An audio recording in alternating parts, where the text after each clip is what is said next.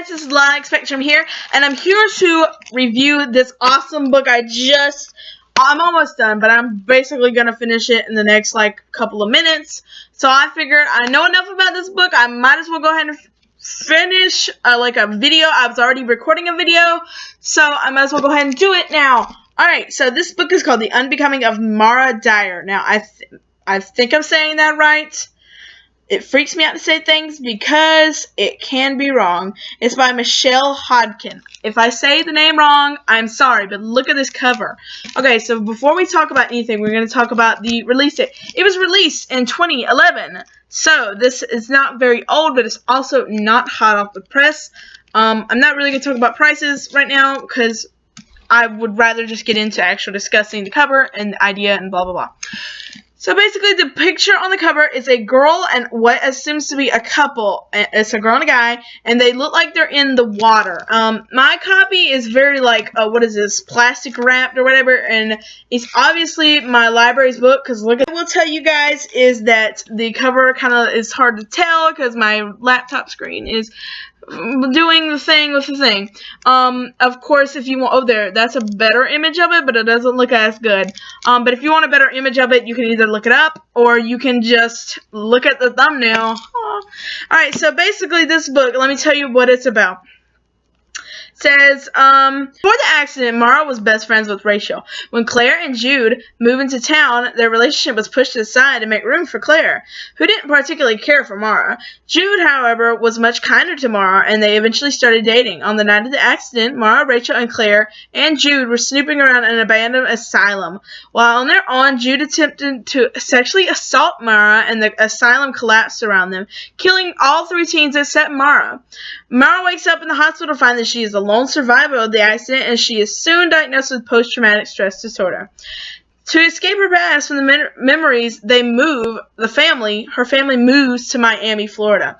Okay, so basically that's like a quick and condensed version, but I'm going to read the inside flap. Or not the inside flap. I'm going to read this little summary. I didn't really like that summary as much. 17-year-old Mara cannot remember the accident that took the lives of her three friends, but after moving from Rhode Island to Florida, finding love with Noah and more deaths, she realized uncovering something buried in her memory might save her family and her future. So basically, I really did enjoy this book, and I'm going to try to review all three if I enjoyed them. I'm going to get the next one as soon as I can, because I'm literally right there at being done, honestly. I did love this book. Honestly, it had the vibes of Choker by, I want to say her name is Elizabeth something. But I will leave that name right here, or somewhere up here, around here. And I will also leave that book in the description. It also kind of reminded me of, The Devouring. There you go. Woo! I forgot. I don't remember who wrote that, but I'll leave it somewhere up here so you guys can see it, and I'll also leave it in the description below so that you guys can check these books out. Now, of course, if you like this book, you'll like those books. The reason I say it reminds me of Choker is because as I was reading it, which is 1,000,000 pages long, it's like 500 pages. It's like 456 pages. Yeah, it's almost 500 pages. But the thing about this book is everything that happens in the book, you end up second-guessing a couple of chapters later, and it almost makes it feel like she's going insane, which is, I think, what the writer wanted you to think, that she was going insane, but at the same time, you don't know what to trust. And in that book, Choker, the girl was talking about her friend, and her friend was doing this and that and the other, and then you come to find out some things about the friend, as well as that girl, and it becomes another one of those, can I trust what she's telling me? And it's almost like you can't, and I'm not saying in this book, but in that book, it was almost to the point where you couldn't trust what the narrator was saying. And that in itself is, to me, kind of creepy. Because, when you sit down in a movie or to the TV or even with your book, you have to rely on the narrator to get you through all of the book. You have to rely on everything they say, because whatever they say has to be law, right? And when you have a narrator that you can't trust, it's freaky because you don't know how they'll change the story. You don't know how they'll change the ideas and what's happening. And it's almost kind of freaky because you don't know who to trust because your narrator is lying to you, and it almost kind of frustrates me, but like I said, it creeps me out, and I love that kind of stuff. And especially it's been kind of rainy the past couple of days, and this book already eludes dark, and the story's not that scary, but it has that that little twinge to it. And so, like I said, it reminds me of Choker because of that aspect. It reminds me of The Devouring because The Devouring was a creepy book, and I literally just bought The Devouring series off of Amazon for like maybe $10 for all 3 books, and I'm gonna reread those, and I'm gonna try, because I love the books, I love those books, I'm gonna try to read and record opinions on those books the second time around. I really wish I had been doing this channel when I started those books, because I was going through those things like Harry Potter books. It was like eating candy. It was so freaky. Basically, in that book, I'm not going to go into that book, but it was just creepy, and that whole town in that book, the whole idea of that book, all I could think is just storm clouds, continuous storm clouds, and it's always cold, and you never know what to believe. But it's not so much like the narrator's lying to you, but she is freaking me out with these fearscapes, because basically what it is she can go into your fearscape and get these things called Devourers that are going to attack you. They attack you based on what you're scared of. We all have fears, right? So it kind of creeped me out, and I started to think a little bit about myself. What is my biggest fear? If I ever had a Devourer attack me, which are these monsters, these shadow monsters, what would they attack me for? What would my fearscape be? And it was almost made you kind of think, but it almost kind of freaked you out because you wanted to stay away from that fear as much.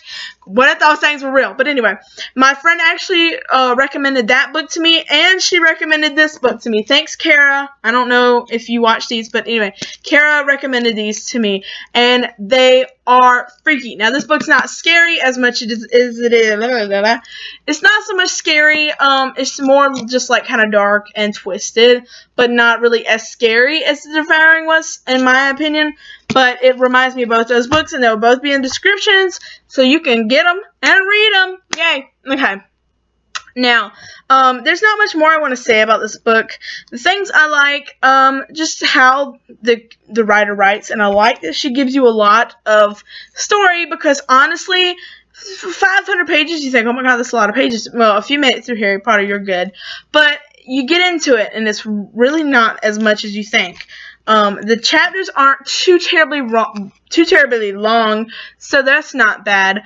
The things I dislike about it, there's not many things I dislike about it other than the fact that you can't trust the narrator in the same way, because you always think, you know, why isn't she getting this, number one? Why doesn't she understand she's the one doing this? And I think she does, she just doesn't want to admit it.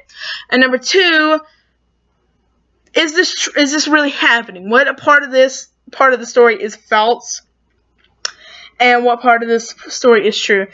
There's a little twist at the end that I just read, and it got me. I was like, oh gosh, you know. So it's a really good book. I really enjoy it. I recommend you guys read it.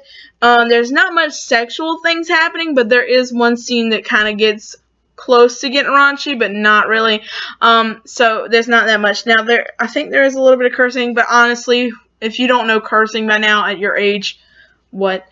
So yeah, I would recommend this. But anyway, that is all I have for this book right now. I'm gonna pick up the next one as soon as I go to the library. Hopefully that'll be soon. So, if you've read this book, tell me how you liked it in the comments. I really want to know how you guys feel about these books. Are there any books that are very similar to this book? Because I really like the idea of this book. She can kill people that she doesn't like. I think there's some wrongdoings in this book, and she really does right the wrong. So anyway, below you can find my Instagram, Wattpad, Fanfiction, DeviantArt, Twitter, and my fan page. I really don't post much on my fan page other than just to tell you that these videos are up. Maybe I can in the future do some live videos with you guys. But anyway, all those are below, as well as the 2 books I mentioned before, so you can check those out at your local library. And I hope to see you all in the next video. Bye, guys!